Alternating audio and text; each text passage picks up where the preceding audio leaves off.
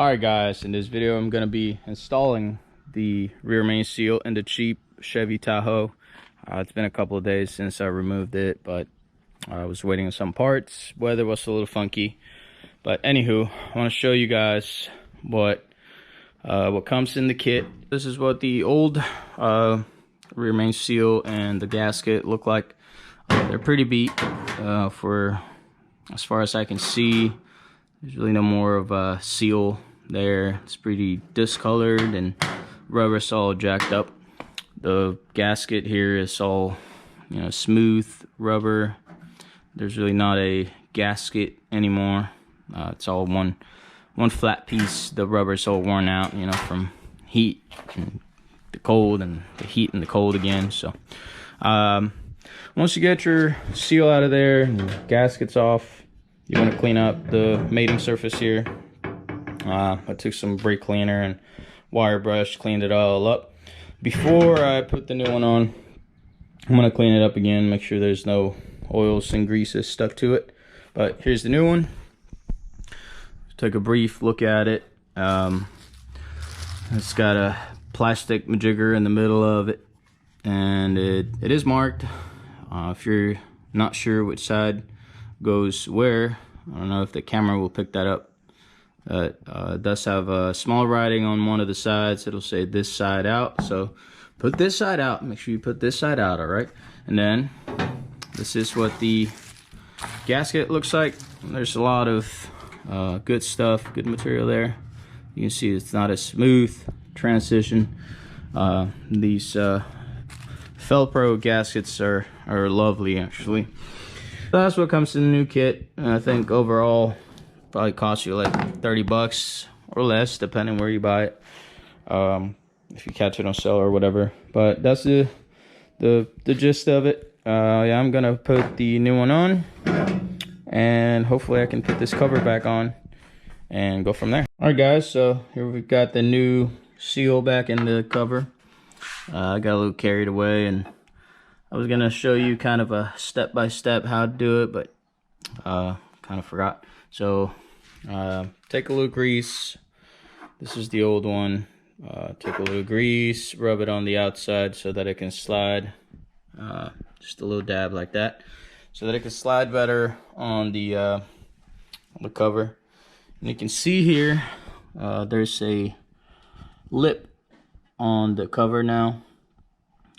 It's not gonna be all the way down on the back side either. So as long as you sit flush with these guys, there you guys have it. Now some guys do have a special tool, and it allows you to install it in the engine, make sure you're lined up with the crank, and make sure the moon and the stars are lined up and this and that.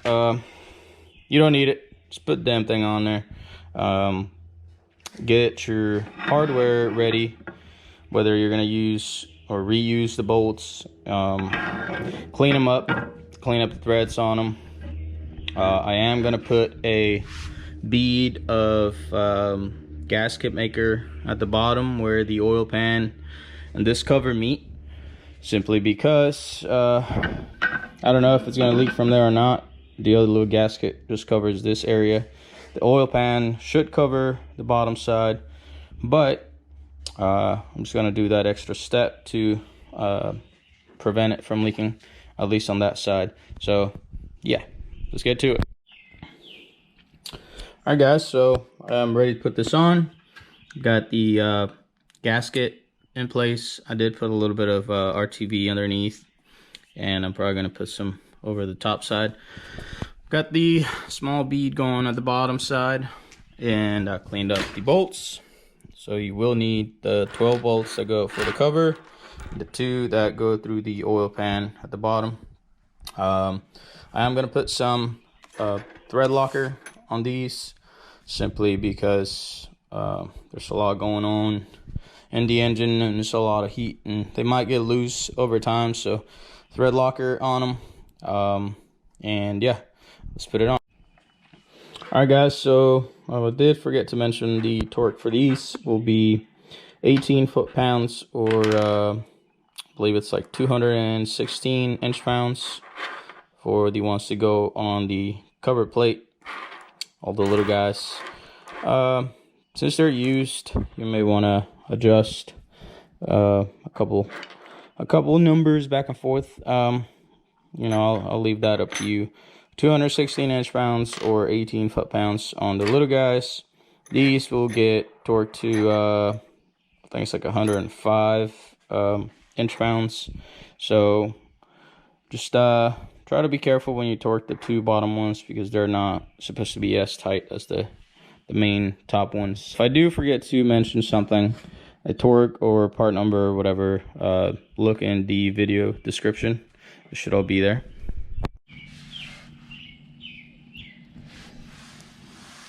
Well guys, this is what you're looking at. I am under the vehicle. We've got the cover plate lined up. Rear main seal is in place still. And as you can see, I was in line. You can fit a hand in here. So a tip that I do have for you is that you get all the bolts started by hand before you go ahead and tighten, torque, anything. Get them all started. Run them down as far as you can by hand, and then you can go ahead and get some tools in here. But you know, there's plenty of room, as I said before, plenty of room here to get this done. And yeah, I'll try to catch you guys in every step as we're going back in. It is pretty uncomfortable under the car, but hopefully we can get this done and move on. Alrighty folks, whether you decide to torque these to spec or go until the bolts go righty loosey, lefty tighty, I do recommend that you do a cross pattern with the top bolt and bottom bolt on the opposite side at the very least. That way the cover gets seated flat, and the seal isn't, you know, pulling to one side or the other. Once you have all your hardware nice and tight, torqued and everything, be sure to double check on your seal. Pretty much done with these. I'm gonna run the torque wrench one last time all the way around, and then I'm gonna put the flex plate back on and then go from there. Alright guys, so I've got the cover plate on with the new rear main seal and gasket. Now we're gonna move on, put the flex plate back on. I do recommend that you clean it up. If it's looking nasty, inspect the plate itself. Make sure it doesn't have any cracks, you know, any damage on it. Nothing crazy, hopefully. And this will have its mark on it. This should say like this side out or something like that, somewhere. If not, you'll see the engine side. There you go. It's marked. I guess on the back side you'll see a little engine side marking on it. But if not, you'll see the GM side on the other side, on the outside. It's kind of hard to miss because the center of it's kind of concave, so it's got a little curve in the middle. Anywho, we're gonna put this back on there and move forward. Alright guys, so for the torques on the flex plate, you will do 3 passes. The first pass, once you have them all hand tight, you will do 15 foot-pounds all the way around. Once you're done with the 15 foot-pounds, you'll go on a second pass. Second pass is going to be 37 foot-pounds. Once you're done with that all the way around, you're going to go a final pass of 74 foot-pounds. And once you're done with that, the torque converter bolts, probably these guys with the bigger hole in them, those are going to be 44 foot-pounds. once again, I will link all the torque specs in the description. All right, guys, so I finished torquing the flex plate. Like I said, I'll list the torque specs down in the description in case you want to verify for yourself. I do recommend you to do that. Next, we're gonna line up the trans back to the engine. Now, there is one thing I forgot to mention.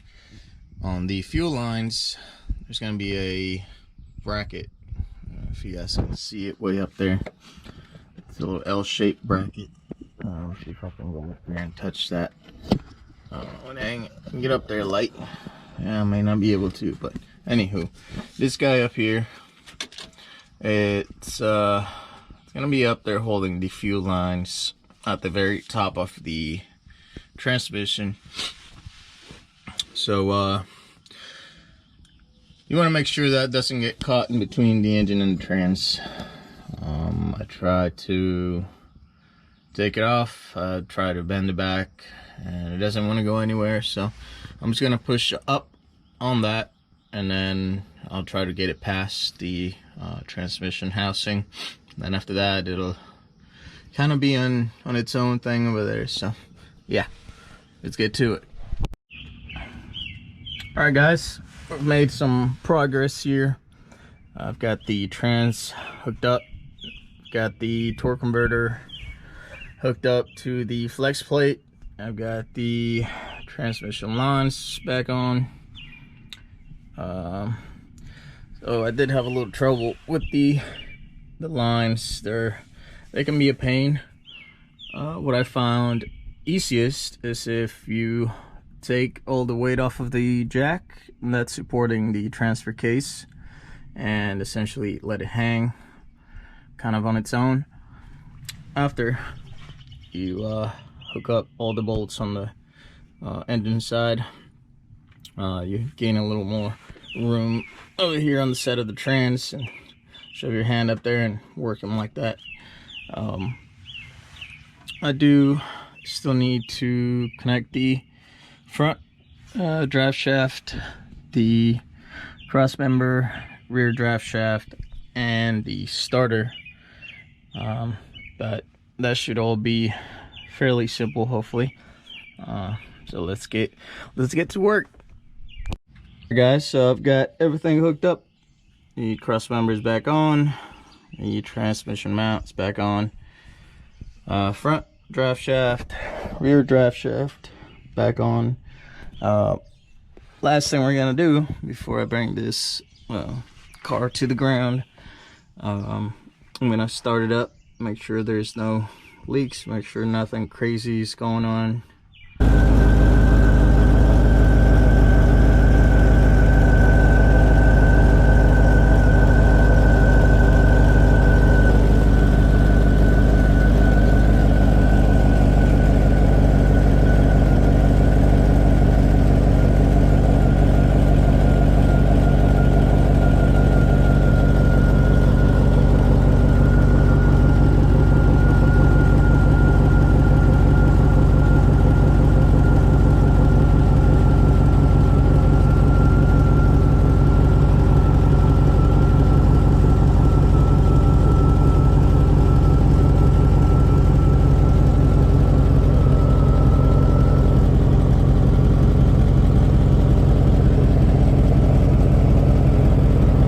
Alright guys, that's going to be it for this video. If you found this video helpful, consider giving it a thumbs up.